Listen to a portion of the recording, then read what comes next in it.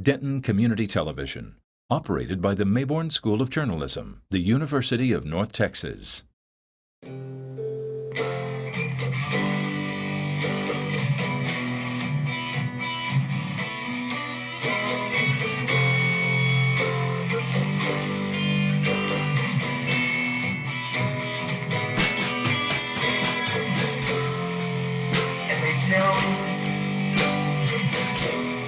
Follow your dreams.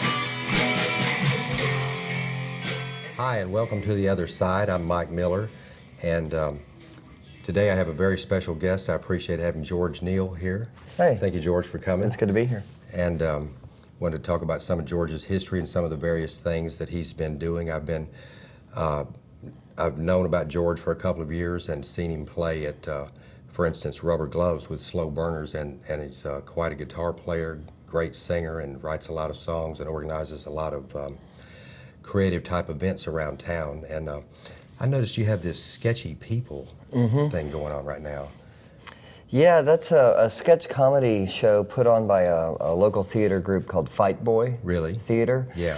Last year, some friends and I, local musicians and other people, put on a fundraiser called D-Haw, Little D-Haw. Yeah, yeah. Which was a sort of Denton tribute to Hee Haw, the old TV show. And we I thought had that was a great idea. Yeah. We raised money for the United Way. We raised something like $4,000. Oh, really? For the United Way. We had 2 nights of that, and we combined music and comedy sketches based on the old Hee Haw show, but sort of made, Denton-centric. Yeah. And then we did had local musicians perform as classic country acts. Yeah. Yeah. And so I met a lot of those guys through that project, the Fight Boy guys, and they put on this sketch comedy show, and they asked me to be part of it.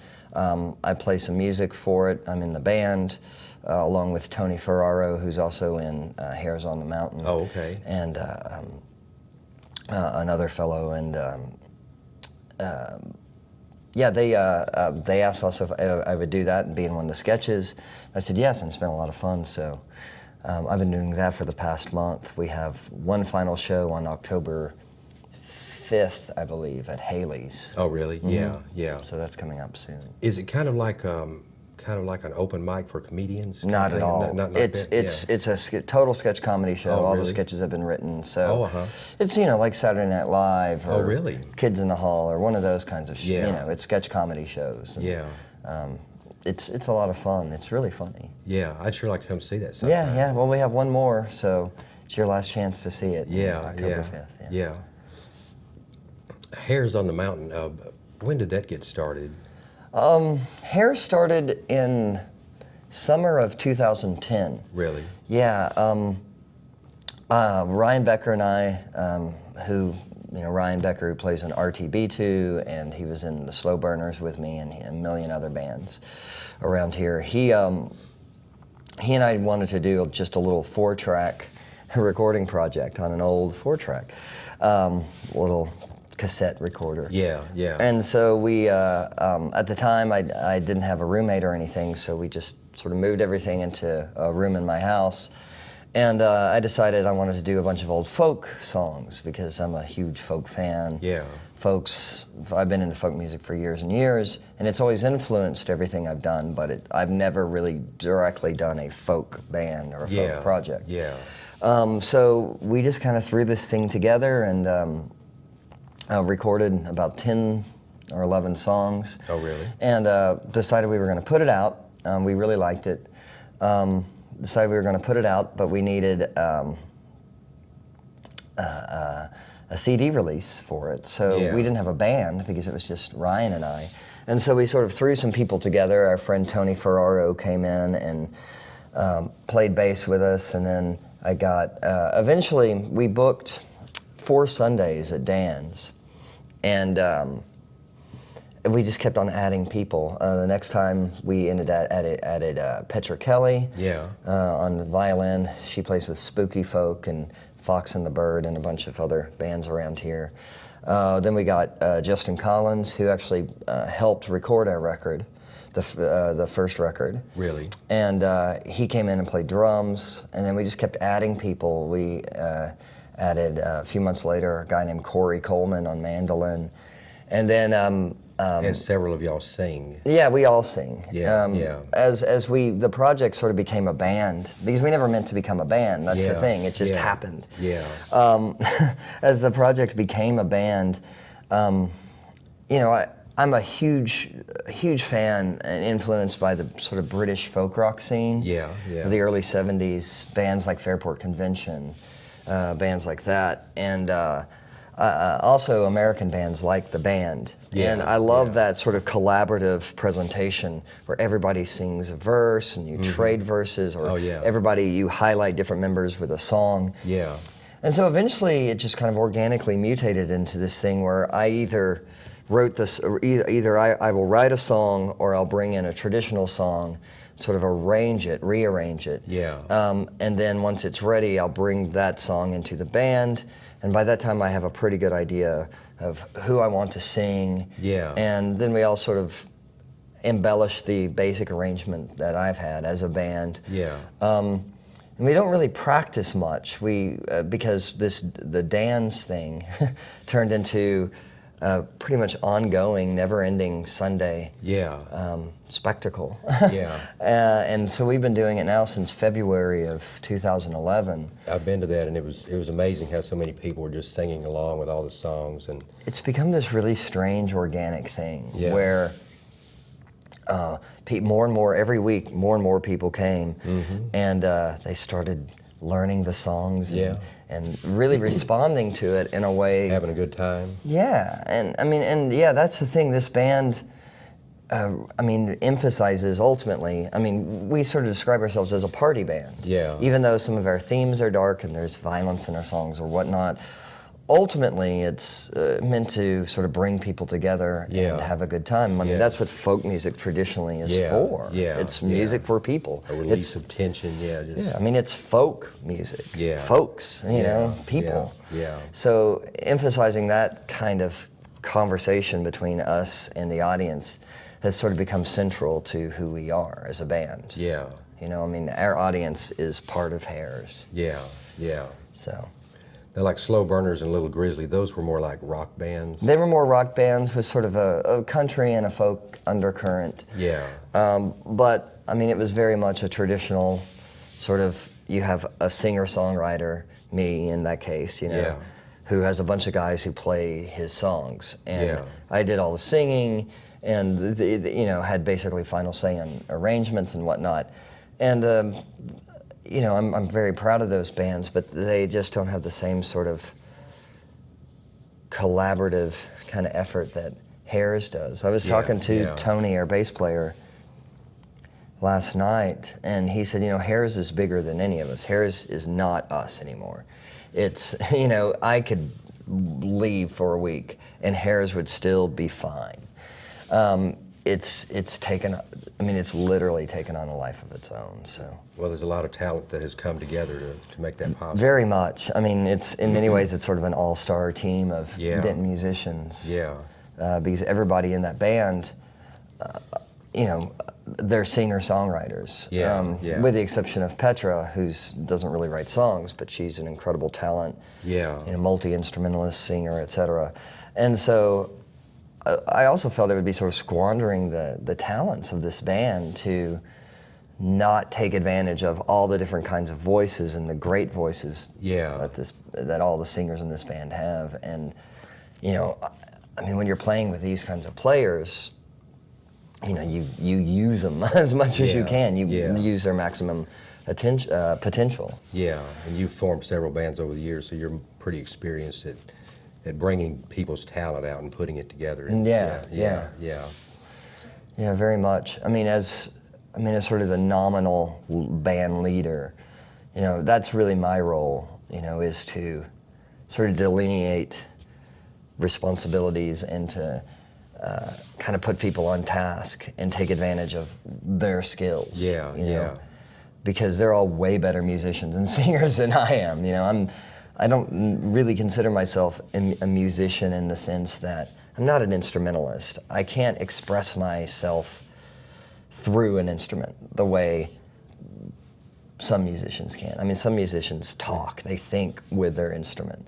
I can't do that, you know. Well, you're a pretty good guitar player, I think. I can finger pick, okay, but I'm not on the sort of level where I can sort of improvise parts, where I really feel like I'm expressing myself. I'm good enough to be able to do what I would need to do. Yeah. But truthfully, playing an instrument has always been a struggle for me. I'm not a natural instrumentalist. It's, I sort of do what I do because I've worked at it. But, I see people like Ryan Becker or Tony or other people in my band, Petra, and they're just they have lots of years and practice behind them, but there's a natural talent there. Yeah. Well, like when I saw you guys at Rubber Gloves with Slow Burners, you were playing some kind of black electric guitar. What? That's a Les Paul Studio. Really? Yeah. That's a cool guitar. Yeah, it is. That was actually a gift years ago from Matt Barnhart, who I was in Little Grizzly with. Really? Yeah. Do you guys still get together sometimes and play? Or? We had a reunion show about over 2 years ago now. Really? Yeah. Yeah. We had. We've kind of been scattered to the four winds. Yeah. People moved off to Seattle. Matt tour manages lots of bands now, so he's always on the road. Yeah. Everybody's doing their own thing, so the chance of another reunion is probably unlikely, and not because of lack of desire, just logistically. It's, hard to pull. Mm-hmm. Yeah. Well, I appreciate all that, and we'd like to get you to play some songs for us here, and y'all stay tuned to check out some of George's music, and please try to check out some of their performances. And thanks a lot. The song is called Big Man.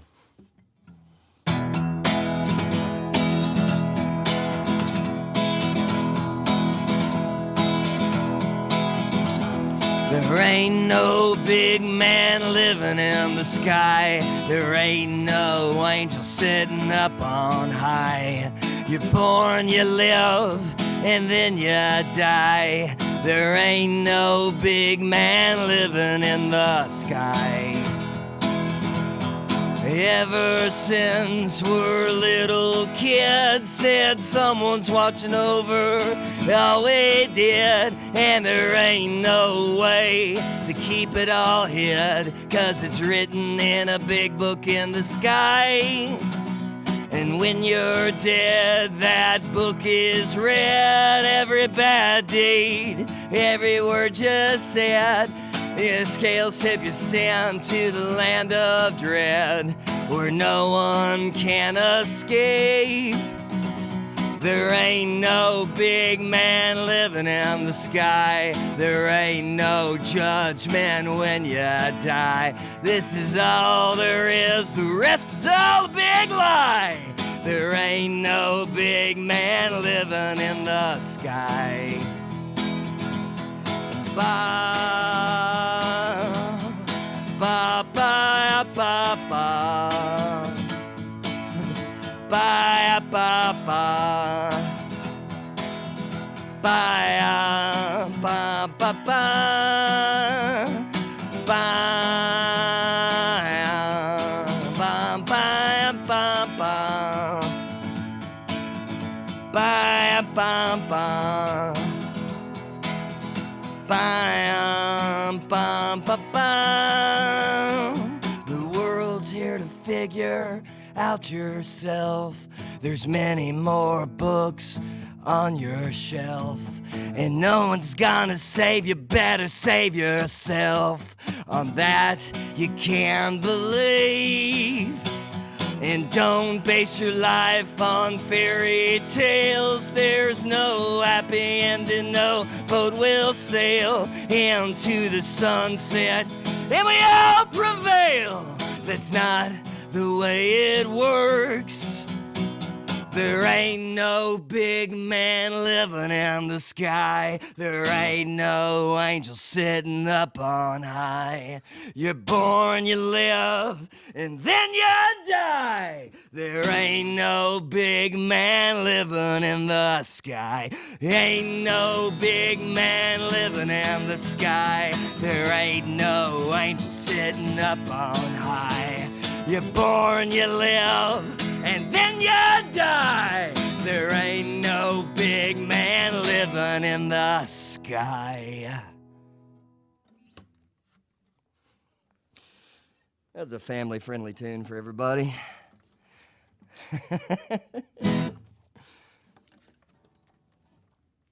All right. This is a song that Hares on the Mountain also do, like the last one.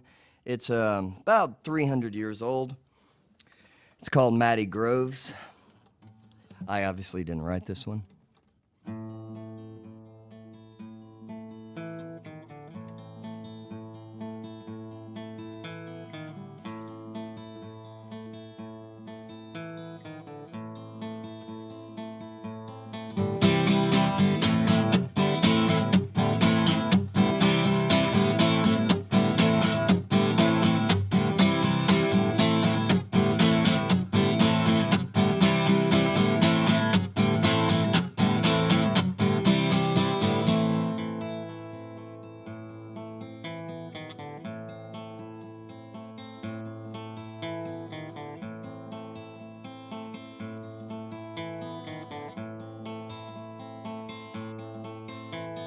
Holiday, a holiday, the first one of the year, where Donald's wife came into the church, the gospel for to hear. And when the meeting it was done, she cast her eyes about, and there she saw a little Matty Groves walking through the crowd. Come home with me, a little Matty Groves. Come home with me tonight. Come home with me, a little Matty Groves. Sleep with me tonight. I can't come home, I won't come home. Sleep with you tonight. By the rings on your fingers I can tell you are Lord Donald's wife. Well, it is true I'm Lord Donald's wife, but Lord Donald's not at home.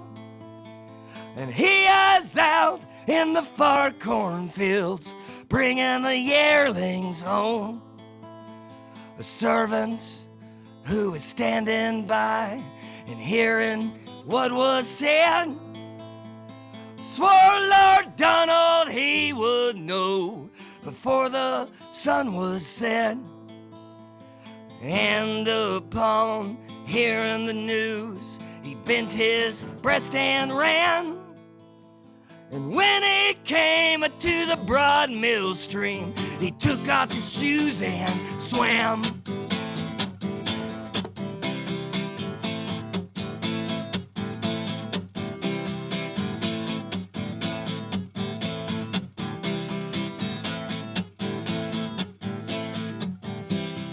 Little Matty Groves, he laid down to take a little sleep. And when he awoke, Lord Donald was standing at his feet, saying, how do you like my feather bed? And how do you like my sheets? And how do you like my lady who lies in your arms asleep? And will I like your feather bed? And will I like your sheets? But better I like your lady gay who lies in my arms asleep. Get up, Lord Donald cried. Get up as quick as you can. And never let it be said in fair England, I killed a naked man. I can't get up, I won't get up. I can't get up for my life. 'Cause you have two broad beaten swords and I not a pocket knife. Well, it's true, I've two beaten swords. They cost me deep in the purse. And you will have the better of them, and I will take the worst. And you will strike the very first blow, and you'll strike it like a man.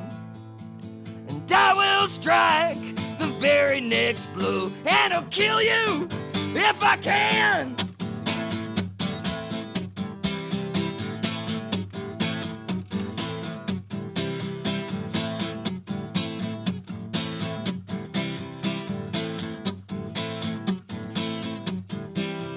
Little Matty Groves, he got up and he struck Lord Donald's sword.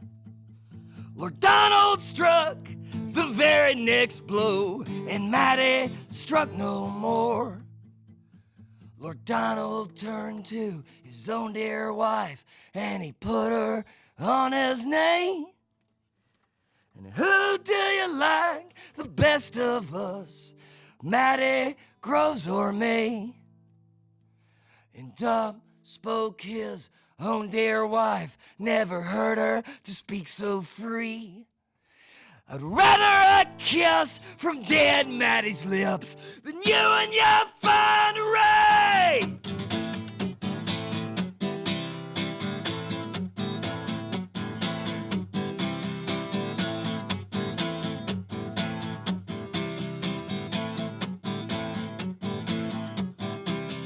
Lord Donald, he got up and loudly he did bawl. He stuck his wife right through her heart, pinned her against the wall. A grave, Lord Donald cried, to put these lovers in. Bury my lady at the top. She was of noble kin.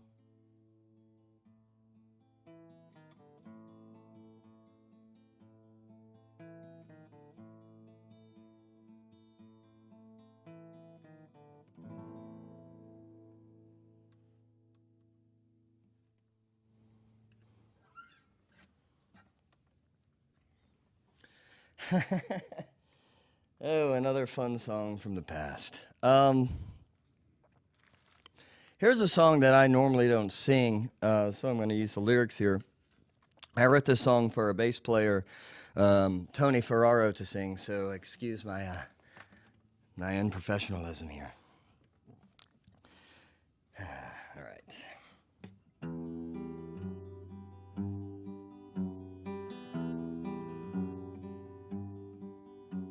And everyone remembers every soul in this town the day the old Watson place burned down to the ground. And little Jimmy Watson thought he would have a lark and scare his sister when she went to bed from the closet in the dark. He saw more than he reckoned for when his father quietly crept in, and Jimmy's sister began to struggle as her daddy exposed her skin. Jim burst from the closet angrily, rage wrapped round his bones. His father cursed him mightily and knocked him to the floor. It's something we've all gotta learn, and everybody's gotta burn. some forever, some wait in turns. But we all gotta burn.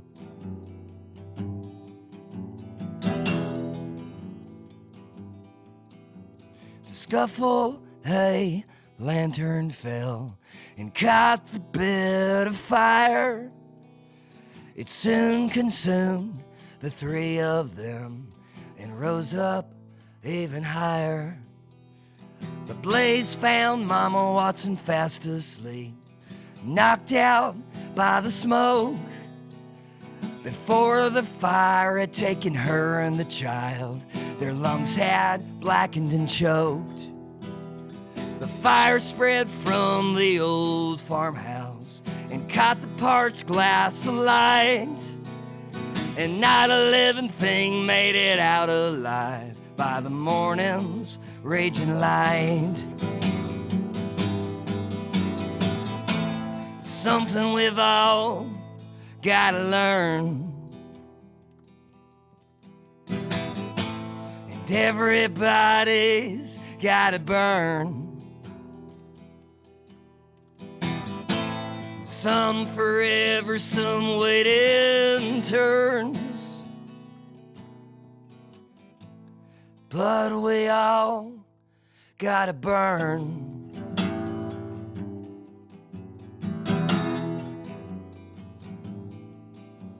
The townspeople came to see what they could do, gathered at the burning home. We all looked aghast at the Watson girl, meat hanging from her bones. She related this woeful tale with her final bloody words. We knew what she said was the honest truth, most honest thing we've heard. Something we've all gotta learn. And everybody's gotta burn. Some forever, some wait in turns. But we've all gotta burn.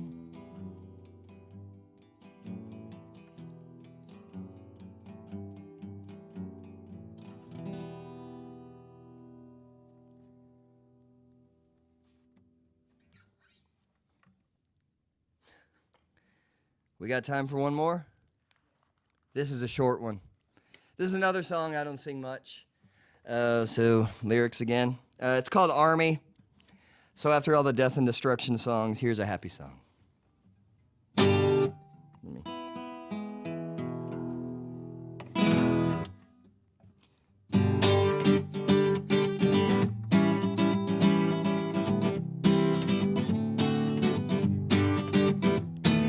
I was never strong enough to join the army.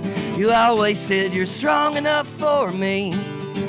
I know my behavior was sometimes alarming, wondering where your little boy could be. You were always there, showing that you cared. If I ran away, you knew I'd be back again someday.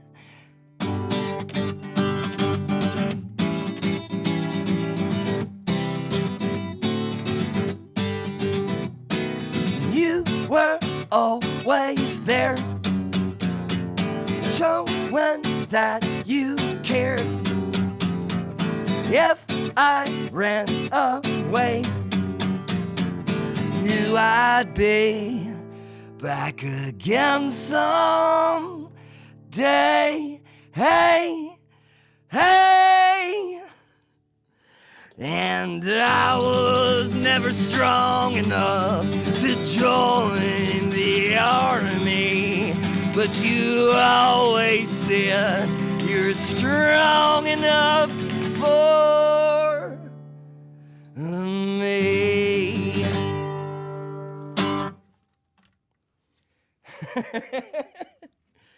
From the tragic to the ridiculous.